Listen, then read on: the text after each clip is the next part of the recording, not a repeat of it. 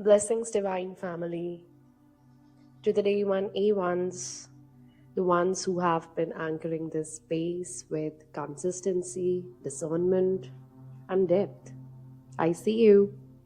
Your spiritual stamina matters in this space. And to the new listeners who just found this channel, welcome. You did not land here randomly. You landed here because your inner world is asking sharper questions now. Now, this is called layered awareness. We don't just talk about warfare as something dramatic and external. We talk about the psychological battlefield, the nervous system battlefield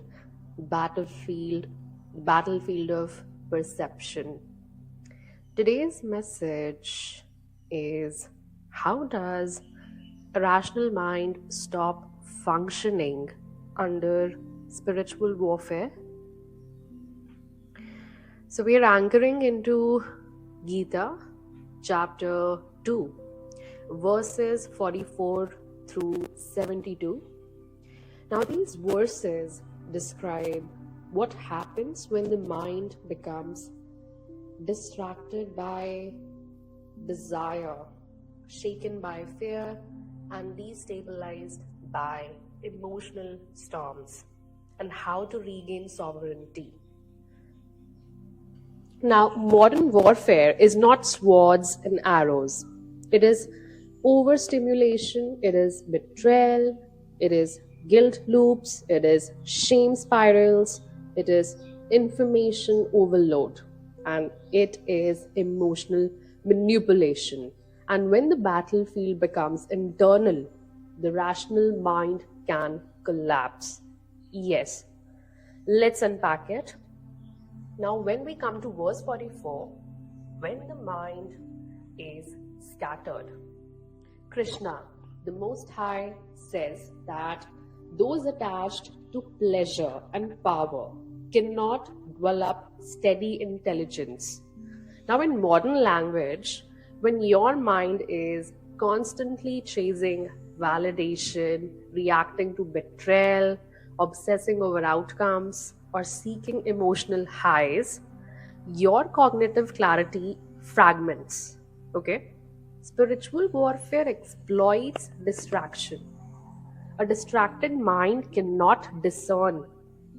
A reactive mind cannot reason. So when your nervous system is overstimulated, the prefrontal cortex, the part of your brain responsible for rational thought, literally reduces activity, right? Science confirms this. Stress chemicals flood the system and survival mode takes over. So when someone says, I don't know why I acted like that, it is often because their reasoning center was offline. And Krishna, the Most High, calls this lack of vyavsayatmika buddhi, steady, resolute intelligence. Okay, this is lack of steady, resolute intelligence. Without it, you can easily drift, right? Let's talk about the chain reaction that's mentioned in verses 62 to 63. These verses are psychologically brilliant. From attachment arises desire, from desire anger, from anger delusion, and from delusion loss of memory. From loss of memory, destruction of intellect, and from destruction of intellect, one falls completely, right? This is not a metaphor, it's a neurological map. So attachment triggers emotional dependency, blocked desire triggers frustration, and frustration becomes anger. Anger narrows that perception, which in turns leads to perception distortion. And perception distortion impairs memory of principles. And once principles fade, reasoning collapses. 5-5 on the timer right now. Under spiritual warfare, this chain accelerates. You are provoked intentionally, you are baited emotionally, you are triggered strategically. So the goal is not to defeat you physically. First of all, remember this. The goal is to destabilize your reasoning. Because when intellect collapses, self-sabotage begins. Seriously. Now let's come to the part where we are seeing a steady mind verses 55 to 72. Krishna, the Most High, describes the sthit prajna. Okay? What is sthit prajna? The one of steady wisdom. This is the warrior archetype of consciousness. This person is not shaken by sorrow, is not intoxicated by pleasure, withdraws senses like a turtle pulls in its limbs, remains inwardly anchored. Suppression is not mentioned, right? It's regulation. Spiritual warfare in modern world looks like emotional baiting on social media, betrayal narratives replaying in the mind, shame loops that whisper unworthiness, right? Even constant comparison culture and new cycles designed to agitate the people. Each of these pulls at the senses, right? Now, what is the Most High's strategy here? He says, withdraw the senses when necessary, not forever, but strategically. You do not respond to every provocation. You do not consume every stimulus. You do not entertain every thought. Correct? That is cognitive discipline. Then why the rational mind stops? Let's make this very clear. The rational mind stops thinking when, first, emotion overrides regulation. Okay? Second, when identity feels threatened. Third, survival instincts activate. Fourth, shame clouds self-worth. Last but not the least, desire creates urgency to fulfill that, craving. Spiritual warfare often targets your identity. If you can make someone doubt their worth, they will act beneath it, right? And you might have seen these unclean spirits and demons. What are their assignments? To make you feel unworthy of what you are destined to achieve in lifetime, right? If you can make someone trigger their guilt, they will self-punish. If you can provoke their pride, they will overreact. And when identity shakes, intellect falters, right? So Krishna says, the Most High says, the wise person is like an ocean. Rivers flow into it, yet it remains unmoved. That is emotional capacity, not suppression. It's containment, embodiment, right? So an ocean does not chase rivers. It receives without losing its own form, right?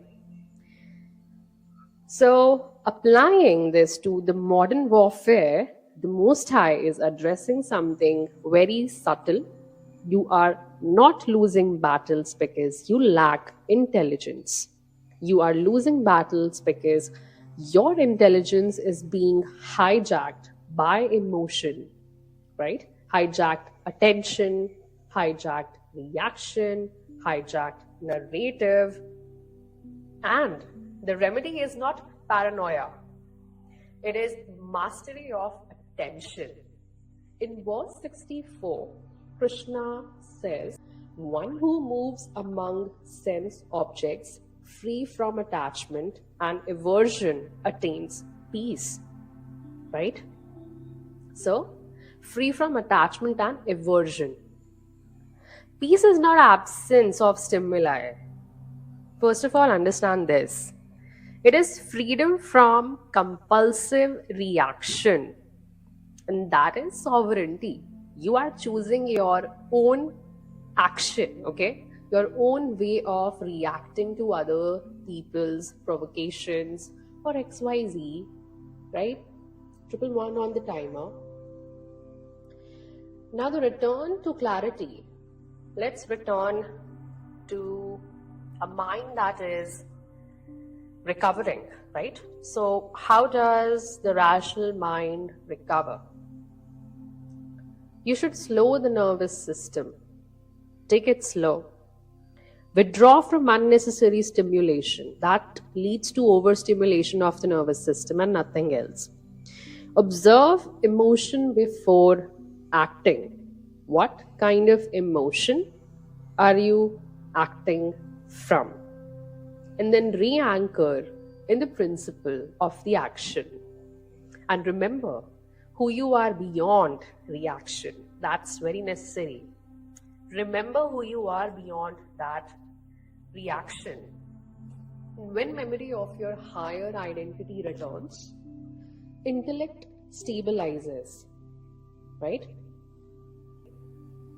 So Krishna ends this section describing the one who reaches Brahmic consciousness established in peace beyond agitation. This is not escapism. It is unshakable grounding in your own wisdom that no matter what, I would not be touched by anybody's provocations. Right? So, divine family, spiritual warfare is not about external enemies alone. It is about internal destabilization. Your rational mind is not weak. It is overwhelmed when unguarded. And Gita's wisdom is surgical here. Control the senses, regulate the desire, anchor the identity, stabilize intellect. And when the mind is steady, warfare loses its own leverage. A storm cannot drown an anchored ship. Never.